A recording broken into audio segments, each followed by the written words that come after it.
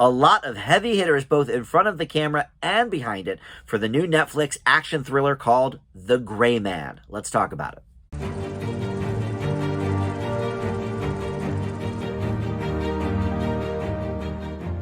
Hey guys, Dan here. This is Dan Reviews It. Welcome to my spoiler-free review for the new Netflix film, The Gray Man. This is able to be streamed right now, and like I mentioned, a lot of heavy hitters involved with this, including Ryan Gosling, Chris Evans, Billy Bob Thornton, Ana de Armas, Regé-Jean Page, who of course is no stranger to Netflix. He was a big hit on Bridgerton. And then directing this are the Russo Brothers, Anthony and Joe Russo, who have directed 4 of the Marvel Universe movies, including 2 Captain Americas and 2 of the Avengers. So all movies featuring Chris Evans. So obviously they enjoy working together. And then Chris Evans worked with Ana de Armas in a very successful movie called Knives Out, which is soon to be a franchise as well, coming through the Netflix pipe. So a lot of, really famous people here doing their thing, and a lot of success individually, but what happens when they come together for this movie? Well, according to the critics on Rotten Tomatoes, not a lot. 46% is where it stands right now, but the audience is at 90%. So fans of this movie are definitely out there. So we'll find out what I thought here in just a moment. But first, I do want to welcome you into Dan Reviews It. Thank you for finding this video. We've got plenty more where that came from. A lot of TV and movie reviews every single week here on the channel. So please consider subscribing down below there, and you can get all the latest on that. So let's talk about this movie. The basic premise is, like I mentioned, it is an action thriller film.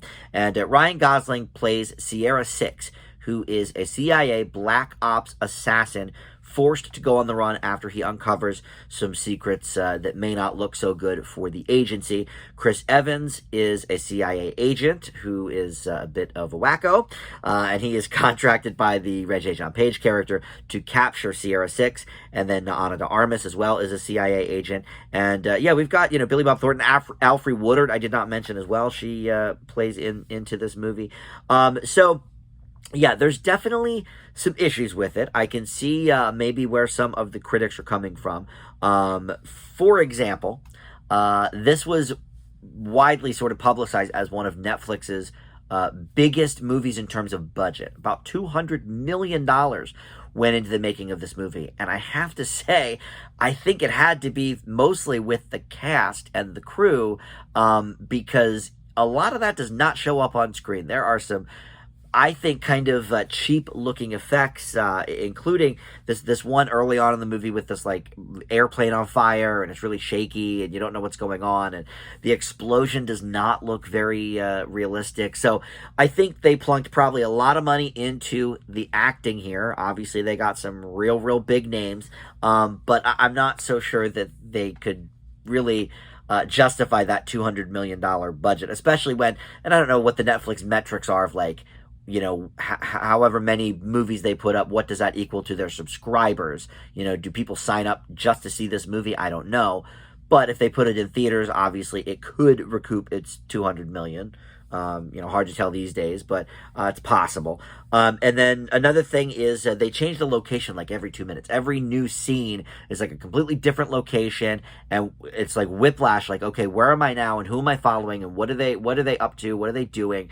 So I thought that was maybe a little much. They could have slowed the pace down there. And then sadly, I think Ana de Armas is a bit miscast. She is the weakest link I felt in this movie, and I loved her in Knives Out, and I saw her in something else. Oh, that very mediocre Ben Affleck, like romantic thriller, sexual thriller kind of thing. What was that called? Deep Water, maybe? But that was out earlier this year, and she was fine in that, but the script was the problem there, not really her. But yeah, I don't know. I didn't quite buy this character. I'm looking forward to what else she gives us in the coming years. I loved her so much in Knives Out. Obviously, Knives Out 2 is going to feature a different storyline with a different family, so I don't think she's a part of it. Daniel Craig is sort of the mainstay for the Knives Out films. But this is based, by the way, on a novel series, so there could be more Gray Man movies in the pipeline, I guess, if this one does well. But I was not aware of this, but yeah, the 2009 novel is the first one, and that's what this one is based on, but apparently it's a whole series. So could be some more in the future. But now that's most of the negatives, but now let's get to the good stuff. I think Ryan Gosling and Chris Evans have great chemistry together. This is billed as an action thriller, but I'll be honest, there's definitely some humor here, and I think a lot of it. Both of these actors have proven that they can do the comedic stuff. Chris Evans obviously was probably more known for his comedy before the Avengers stuff. He was in like Not Another Teen Movie and stuff like that. And then Ryan Gosling, he can do it all. He's been in every kind of movie. So comedy, certainly, he is no stranger to that either. So, in between sort of the firing at each other and the action sequences, there is some comedic barbs, and many of them go over well. Now, sometimes I do think they're trying a little too hard with that. Like they're trying to do sort of like a Hitman's Bodyguard kind of vibe, or Red Notice with Dwayne Johnson and all the Ryan Reynolds movies, I guess is what I'm saying. They're trying to do sort of that deadpan humor style, and it does work in many places. But there's some where I was like, okay, like let's get back to the story now. Like enough with the bits. In fact, one of them, and I have to imagine this was filmed before Ryan Gosling was cast in the Barbie movie, but at one point the Chris Evans character does call him a Ken doll. He refers to him as a Ken doll. So like that's, to me, it was kind of like, oh my god, like now they're really reaching here. But I do think they probably filmed this before he was ever a part of the Barbie movie, so it obviously didn't have anything to do with it. But I'm not sure if that a joke aged that well, just because it kind of seemed very forced now that we know he's going to be Ken in that movie. But yeah, I felt actually a little bit like that in Hitman's Bodyguard. Those movies, I think they tried too hard with the humor as well. Here, they don't quite go that far into it. Like, I would call those movies action comedies. I wouldn't necessarily call this an action comedy. I think action thriller is probably appropriate, but definitely there's humor here to be had. The whole style now is like the John Wick type of thing, and I think this movie does play on that a good bit. A lot of the sort of the shots, there's a lot of like tracking shots too. Whenever they go to these new places, there's overhead shots and zoom tracks and all of that, and it's like, all right, it's lush scenery, great, but let's get to the action here. Let's get to the meat and potatoes. Really, the core story is very, very overplayed. It's been done many, many times over. Especially the whole like ex-CIA thing. We've seen that with, I think John Wick is one of them. Equalizer, I think has some ties in that regard. Nobody, the Bob Odenkirk movie.